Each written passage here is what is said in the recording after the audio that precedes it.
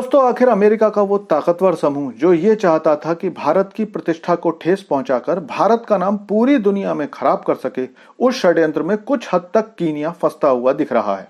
हालांकि भारत में तो अदानी ग्रुप या अदानी ग्रुप के कारण भारत की कोई नजर नीची नहीं हो रही, लेकिन विदेशों से भारत और अदानी के लिए बुरी खबर आनी शुरू हो गई है। इसकी शुरुआत हुई है भारत के मित्र देश कीनिया से, जिसने अमेरिका द्वारा घूस के तथाकथित केस में मशहूर उद्योगपति गौतम अदानी को सजा सुनाने के बाद अपनी सारी डील कैंसिल कर दी है। तो चलिए जानते हैं कि ये सारी खबर क्या है और अदानी का घूस मामला है क्या।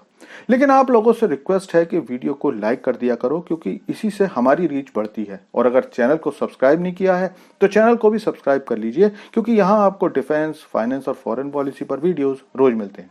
तो दोस्तों, इस पोस्ट को देखिए। ये अमेरिका के अगले राष्ट्रपति डोनाल्ड ट्रंप की है, जो उन्होंने केवल तब की थी जब उनको पता चला कि भारतीय उद्योगपति गौतम अदानी को अमेरिका के न्यूयॉर्क स्थित एक कोर्ट ने दोषी करार दिया है।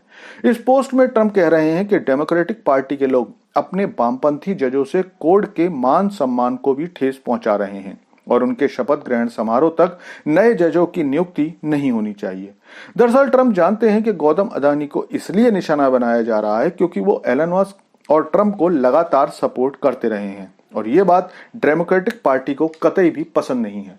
अब हालांकि डेमोक्रेटिक पार्टी के इस पैतरे को भारतीय तो जानते हैं, लेकिन वैश्विक स्तर पर डेमोक्रेट्स अपने प्रभाव को इस्तेमाल करके गौतम अदानी ग्रुप को बदनाम करना शुरू कर चुके हैं, और इसकी वजह से भारत और अदानी ग्रुप के हाथ से कीनिया की एक बड़ी डील निकल गई है।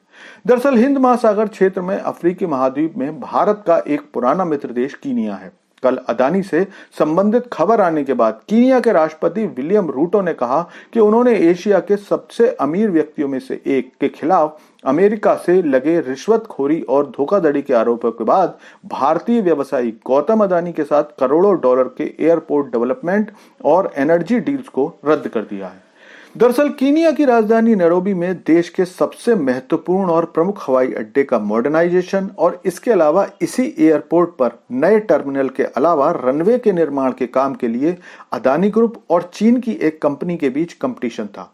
कुछ महीने पहले ही चीन की कंपनी के दबाव में एयरपोर्ट कर्मचारी संघ ने अदानी का विरोध शुरू कर दिया था। यहां तक कि यह विरोध इस स्तर का था कि एयरपोर्ट पर कई हफ्तों तक जहाजों की आवाजाही भी प्रभावित रही। लेकिन फिर भी कीनिया की सरकार से अदानी ग्रुप बात कर रहा था, क्योंकि यह डील अदानी ग्रुप के लिए बहुत बड़ी डील थी।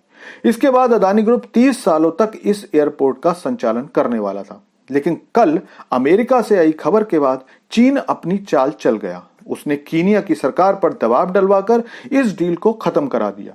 अब आपको लग सकता है कि भला चीन का क्या दोष, आरोप ही ऐसे लगे हैं।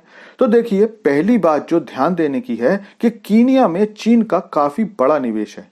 कीनिया पर चीन का असलियत में कितना कर्जा है, ये वैसे ही एक राज है जैसे कि पाकिस्तान पर चीन का कितना कर्जा है और कितने ब्याज पर है, आज तक नहीं पता चल पाया। और चीन इस कारण कीनिया की सरकार पर वैसे ही पूरा दबाव डालता है जैसा पाकिस्तान पर, और इसीलिए एक ऐसा आदेश जो कि किसी तरह से जस्टिफाई नहीं किया जा सकता, उसके बाद कीनिया की सरकार ने अदानी ग्रुप से डील तोड़ दी।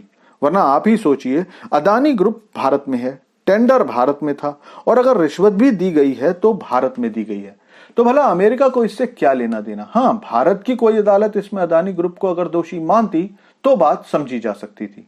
लेकिन जैसा कि शुरू में ट्रंप के पोस्ट ने बता दिया कि यह सारा खेल डेमोक्रेटिक पार्टी का ही है।